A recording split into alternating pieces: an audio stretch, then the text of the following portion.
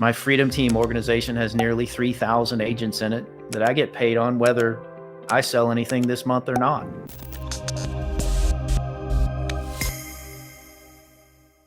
Part of it has nothing to do with where I was or where I am now. I mean, part of it was just, I've been in this business 21 years and, everything gets old after a while. But what I meant in that comment is, we are making real estate fun again. And part of it is because there's so many opportunities. I've only so far talked about 3 ways we get paid. There's actually about 8, maybe more than that now.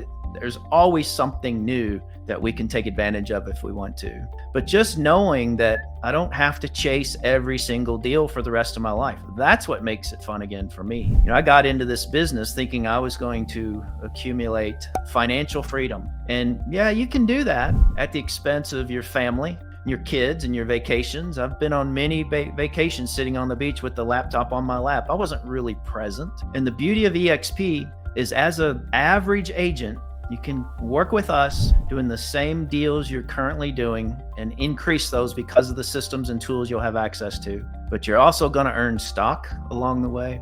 And you're going to also build a retirement plan if you choose to help build this company through the attraction of other agents.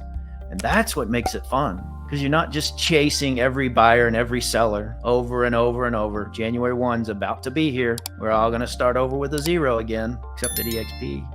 Because we accumulated stock all last year and the year before that and the year before that and the year before that. We've been building an organization. My Freedom Team organization has nearly 3,000 agents in it that I get paid on whether I sell anything this month or not. That's what's fun. I've created a scenario where I can walk away from real estate one day and still earn an income. And I don't know about you, but I've never been to a realtor retirement party.